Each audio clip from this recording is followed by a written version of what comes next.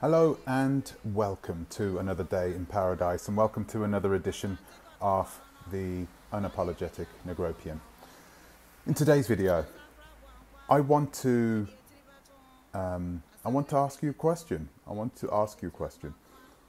If Africa wasn't an option for you, where would you move to? If you really want to leave the United States and all of its problems, where would be the next best destination? Now, I know I've been harking on about leaving this place, but today I want to speak to you about considering moving to Europe as a serious alternative to moving to the African continent. I'm going to ask you to please like, subscribe, share and click the bell notification before we really get into this. So, K&K Squad have been harking on about how bad Ghana was. And Ghana is one of the more developed countries in Africa. And they got a lot of criticism for that. They got a lot of criticism for speaking bad about Ghana. And I joined that train. I criticised them too. But I had a little introspective and thought to myself, what if they were right? You know, I mean, I made a video about them, and in that video, I tell you guys, hey, everything that they're moaning about, it's not a lie. They're not lying about anything. They're telling the truth. All those problems exist. Yeah, that is the way it is.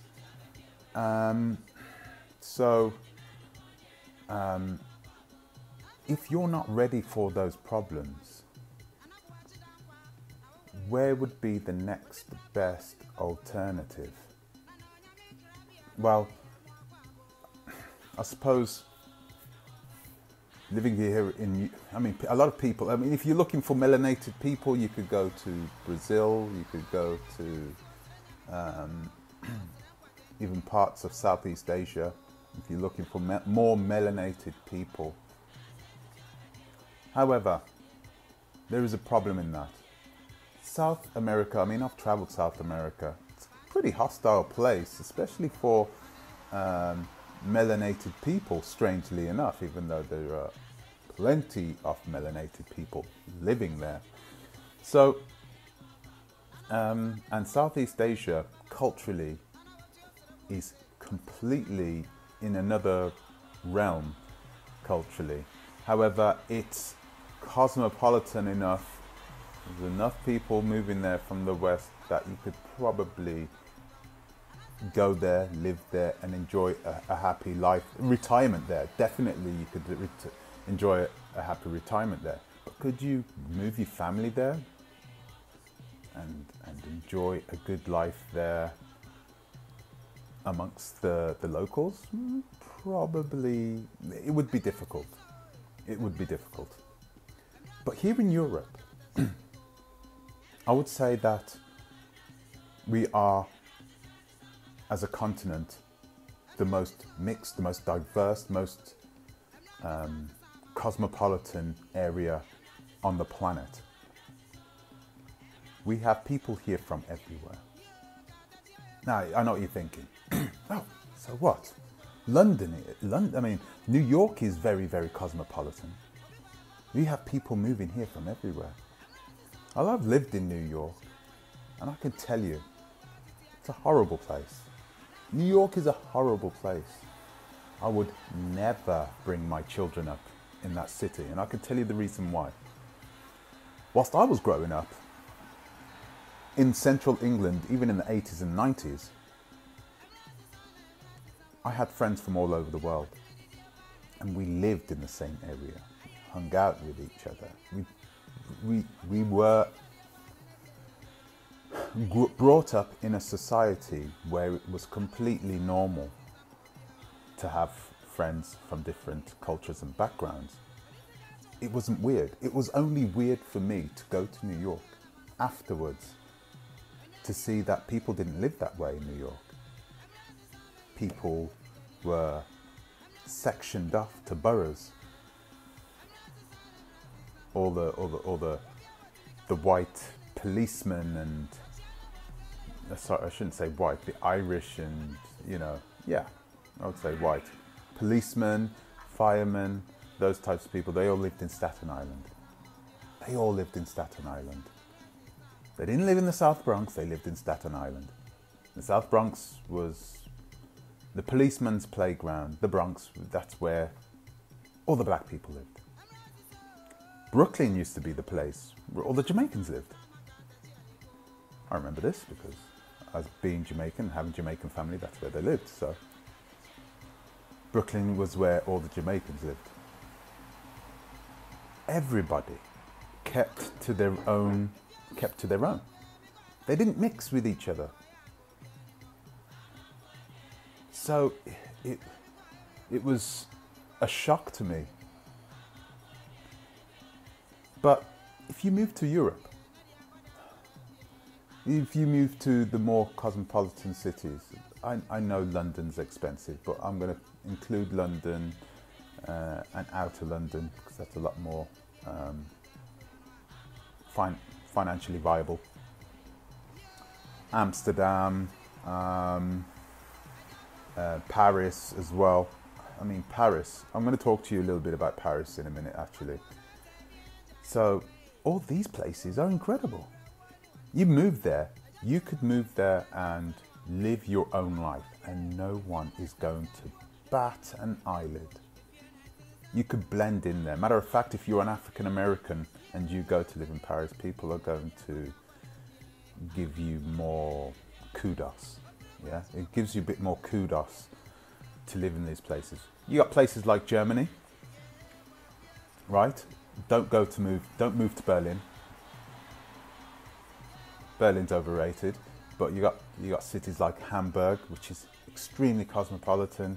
You could just live there. No one's gonna be like, oh, staring at you, and that's not gonna happen there. Right.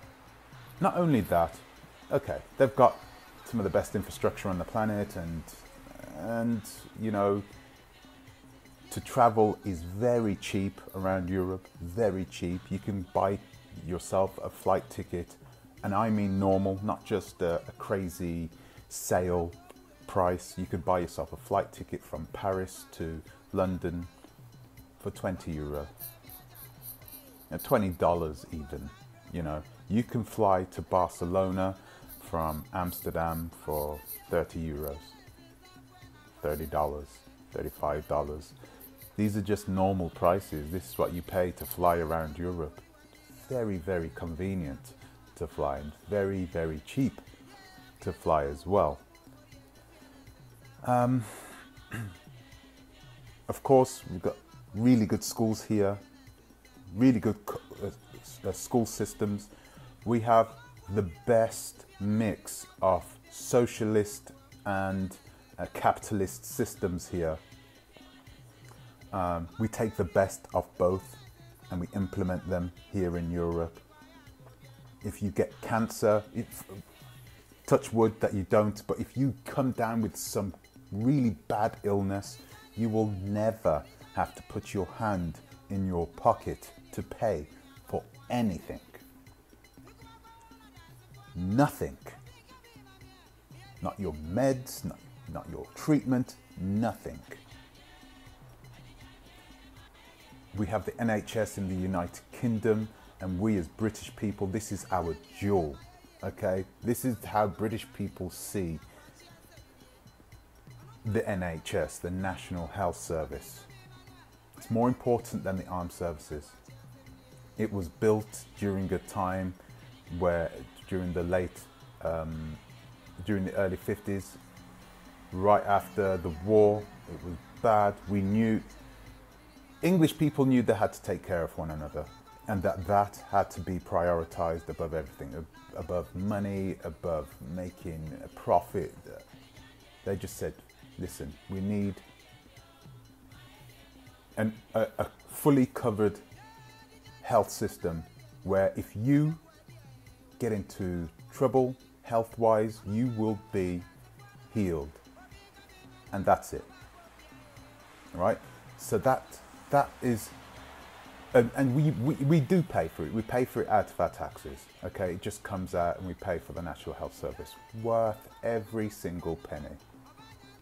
Because I guarantee you, there's no man at the top who's shaving money and making money from this. And of course, our current government wants to change that, but they will never do it. We'll kick them out of office before they do that. France has a similar system as well. So we have the best of both worlds. You can live a comfortable, secure life. Your kids can get a very good education at a top school. You don't have to pay out your ears for it. Okay, you don't have to chop your arm off to pay for a good education. If you want to go to one of the best engineering universities, right, in Europe, there is one in Denmark, and that is free to go to for anyone. Can you imagine that? A lot of Americans, I know, are watching this and well, that can't be the truth. No, that can't be the truth. It's the bloody truth. You can look it up yourself. Okay?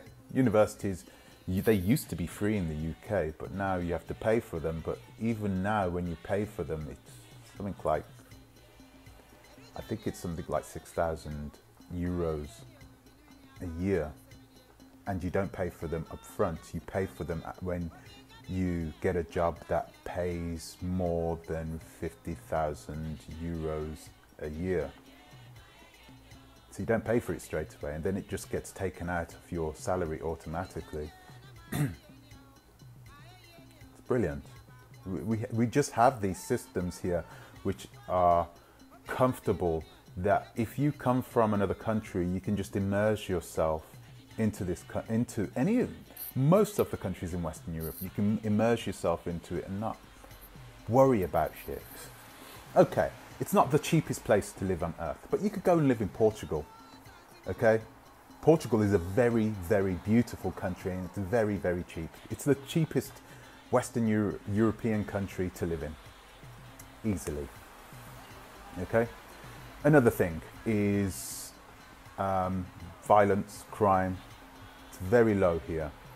A lot of people, you will get a lot of press over there in the United States. Oh yeah, there are lots of stabbings in London, and yeah. Okay. If you go to any major metropolitan city, you're going to have crime. It's just one of those things. It happens. But most of that crime is organized crime. And most of the violent crime is between gangs and youths and all those types of people. You don't get random acts of violence and rage and rape. That sort of thing just doesn't happen as much. The police over here, of course, they have their structural racism. There's nothing you can do about that. Western Europe is based upon a system of structural racism, okay? Which is one thing you won't get away from if you're living amongst them. So, there are negatives to moving here, but like I said, you don't have to sit down with your child and speak to them about how to speak to a police officer here. You'll never need to have that conversation. Hell, the police in the UK, if they pull you over, they don't have guns. They don't have guns. It's illegal for them to have guns. If they have a gun, they need to have a really special firearms license. And those guys are normally driving around in unmarked police cars looking for terrorists. They don't care about the public. They don't look at people they're not going to pull you over. You're not going to... The only time you'll see a policeman with a gun is when you're at an airport and they're just showing them walking around like that. That's the only time you're going to see a policeman with a gun. In the UK anyway.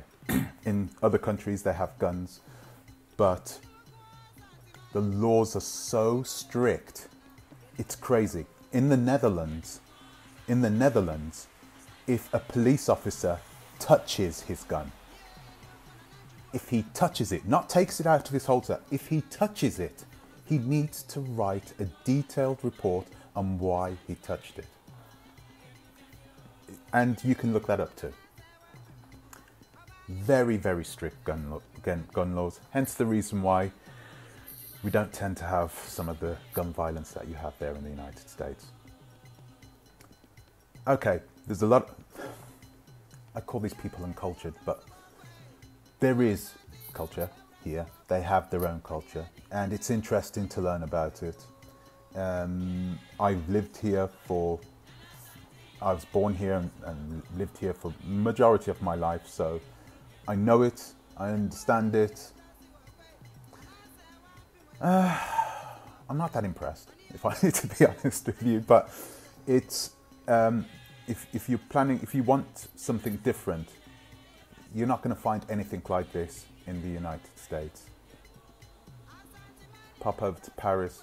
You could go to London, the London museums. Every museum in London, every museum, every art gallery is free of entry. You will never need to pay to go inside a museum or an art gallery in London. There is a lot of positives to living in Europe. I mean, I could go on and on and on, but that would make this video much longer than what I actually would like to make it. So I want to hear what you think about what I said there. Do you think that Europe could be a serious alternative to living in Africa for a lot of African Americans? I mean, there are a lot of Africans here anyway. I don't know if have you ever been to Paris before? I forgot the arrondissement, but it's just as you come out of, gosh, I'm going to have to look that up. But there is a part of Paris that is just filled with West Africans. Filled, and it is beautiful. It is absolutely beautiful. If you ever go to Paris, I'm going to try and look it up and I'll put it in the comment section. If you ever go to Paris, you need to go to this arrondissement, okay? Because arrondissement, I should say. I don't know. I don't speak French, so. Arrondissement, or area. So, you need to go to this area. It's, yeah, I'll have to put it in the comment section because I don't remember it at the top of my mind. But French people, Parisians, are renowned for being not very nice. No one likes Parisians. Not even French people like Parisians. No one likes them, okay? They know this and they just use it to be rude, nasty to everyone, even to the tourists there, which is strange. I guess that's just the way they are. But if you go to this part where all the West Africans are, well, Africans in general, the Francophone Africans, that is the part of Paris where you would want to live. Such beautiful, beautiful people. Imagine immersing yourself in that city and then immersing yourself in blacknesses too. Oh man. Doesn't get any better than that. Well, anyway, I want to bring this to a close before I talk a little bit too long. Let me know what you think about Europe as a serious alternative to Africa, and if you have any experience of living in Europe, please let me know in the comments section. If you think I'm talking rubbish, then please let me know in the comments section. It would be really nice to talk to you.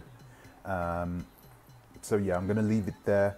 Once again, guys, thank you very much. Thank you very much for listening. Thank you to the new subscribers too, and the old subscribers. More to come, so please watch this space, and I'll see you in the next one. Think twice, ta-ra a bit.